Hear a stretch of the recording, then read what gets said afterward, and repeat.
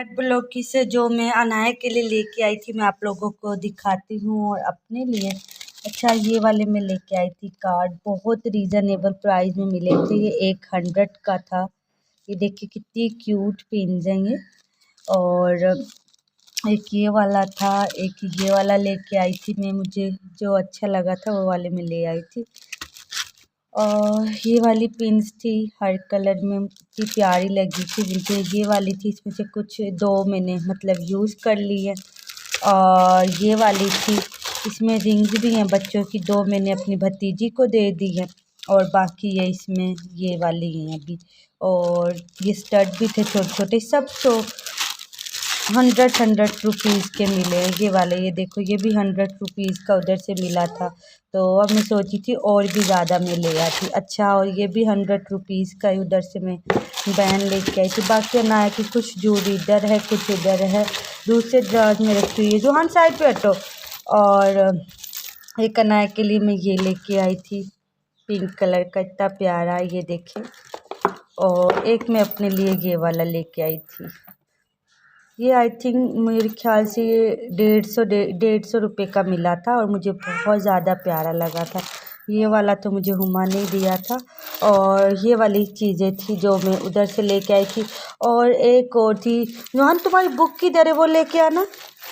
Johan एक अपने लिए गन लेके आया था, एक और मैं जोहान के लिए ना स्टडी के लिए लेके आई थी। दिखा, ये देखिए ये वाली बुक मैं जोहान के लिए लेकर आई थी। और ये सिर्फ 150 की मिली थी, 150 की। ये वाइट बोर्ड भी है, इसके ऊपर राइट भी कर सकते हैं। बाकी ये देखे इधर ये लिखा भी हुआ है। और इधर ये देखे उर्दू में भी है, मैथ में भी, और पार्ट्स ऑफ बॉडी भी हैं। और तो बहुत रीज़नेबल प्राइस में मिल गया था भी वे ये अच्छा। तो मैंने जब प्राइस सुनी मैंने तो फ़ौरन इसे बाय कर लिया। तो अस्सलाम वालेकुम एवरीवन, कैसी हो आप सब। होपफुली आप लोग सब ठीक होगे और मज़े में होगे। तो इधर मैं बना रही थी डिनर की, कर रही थी तैयारी। और ये दोपहर का टाइम है, आई थिंक 2 बज रहे थे या 3, इतने बजे का ही टाइम है जब अनाया और जोहान सो जाते हैं ना। अनाया बाद में तंग करती है, अब बड़ी हो रही है तो उसका ये होता है कि शाम में ना जब वो सो के उठती है उसको ये होता है कि मैं ना बस उसे लेके बाहर फिरती रहूं। तो फिर ना मैं जब कुकिंग कर रही होती उस टाइम मुझे बहुत गुस्सा आ रहा था। तो अब मेरी कोशिश यही होती है जब ये सो रही हो ना तो तब मैं अपना काम जल्दी से कर लेती हूँ। वाइंड अप आटा मैंने गूंद लिया था, कद्दू लेके आए थे हस्बैंड, वो कटिंग कर लिए थे, साथ ही मूंग की दाल। और मूंग की दाल को भी मैंने भिगो के रख दिया था इधर। तब तक अनाया जागी हुई थी तो मैं ये इतना सा काम करके अनाया को सुलाने के लिए चली गई थी। ठीक है, देन उसके बाद में आई, मैंने गार्लिक और का जो पेस्ट वगैरह बनाना था वो बना रही थी। ये रेड चिलीज़ ली इस तरह से, तो इसमें ही मैं लहसुन अदरक जो डालना होता है डाल के एक पेस्ट सा बना लेती हूँ। और इसमें ही अभी ये बन गया था तो मैं इसमें ही हल्दी डाल दूँगी। साथ में मैंने प्याज तो कटिंग कर लिया था पहले ही, कटिंग करके मैं ऐसे ही छोड़ के चली गई थी। और ताकि मैंने सोचा कि काम का बर्डन भी ना हो तो ऐसे कर लेती हूँ। फिर फ़ौरन से मैं किचन में आई, मैंने मसाला ग्राइंड किया, इसमें मसाला डाला। अब मैं इसके अंदर मसाले को मैंने अच्छी तरह से पहले फ्राई कर लिया था। देन उसके बाद मैंने इसमें मूंग की दाल डाली थी। और फिर मैं इसको अच्छी तरह से अब इस तरह से बना लूँगी, साथ में कद्दू डाल दूँगी। अब मैं फ्लेम को थोड़ा कम कर लूँगी और लो फ्लेम पे ये बनता रहेगा। तो उसके बाद हस्बैंड जा रहे थे बाज़ार भाई शॉप से सामान लेने जाना था उन्होंने। तो मैं उनसे उन्होंने कहा कपड़े आयरन कर दो, तो मैं इधर उनका सूट कर रही हूँ आयरन। कुछ मतलब पेलियों में जाना था, उन्होंने खेतों में कोई काम था, उसके लिए बीज वगैरह लेकर आना था। तो इसलिए मैं उनके कपड़े आयरन करी थी और वो फिर सीधे अम्मी की तरफ भी चले गए थे। बाकी आजकल ये एक रैंडम सा व्लॉग है। मेरे मोबाइल का कैमरा तो बिल्कुल भी सही नहीं है, ख़राब है। हस्बैंड के मोबाइल का वेट करती रहती हूँ कब वो मोबाइल आए और कब मैं वीडियो बनाऊँ। तो मैं अब सोच रही हूँ कि ना व्लॉगिंग छोड़ दूँ, और क्या पता इसके बाद मेरा लास्ट व्लॉग हो, क्योंकि बहुत ज़्यादा मुश्किल का सामना करना पड़ रहा मुझे। बहुत ज़्यादा मुश्किल हो रही है हर चीज़ को मैनेज करना। एक तो मोबाइल का कैमरा भी ठीक नहीं है, पहले साथ साथ कैप्चर कर लेती थी, अब बस ना अजीब सी फिर गुस्सा आता रहता है। व्लॉगिंग के बगैर मेरा दिल नहीं लगता, अब तो आदत हो गई है। आप लोगों को पता होगा मेरा पिछला चैनल भी था, वो भी मैंने छोड़ दिया। मैंने आप लोगों के साथ पहले शेयर किया था।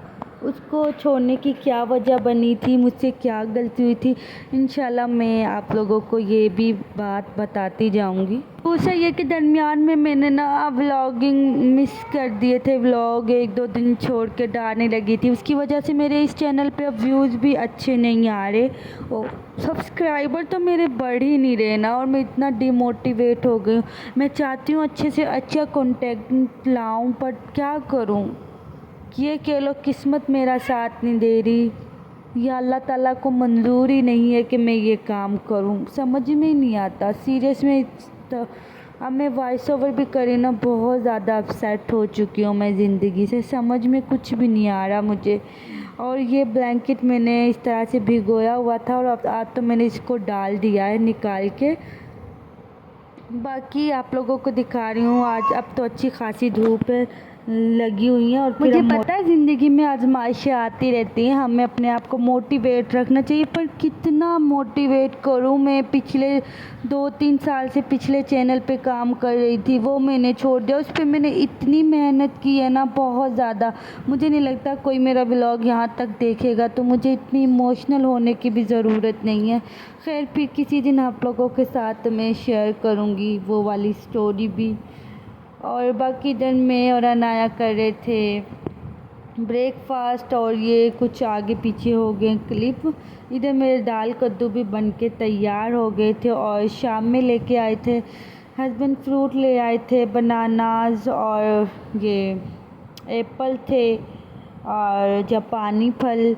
और दूसरा मम्मा की तरफ भी गए थे, तो मम्मा ने मुझे साग भेज दिया था और रोटियां भी बना कर ही भेज दी थी, क्योंकि कमर तो उधर से खा आए थे। मम्मा ने सोचा होगा कि इसको क्या बना, वो अकेली क्या बनाएगी, तो मम्मा ने साथ मुझे रोटियां भी भेज दी थी 3, और साग गोश्त भेज दिया था। और सच में नज़दीक होने के बहुत ज़्यादा फ़ायदे हैं, बहुत ज़्यादा।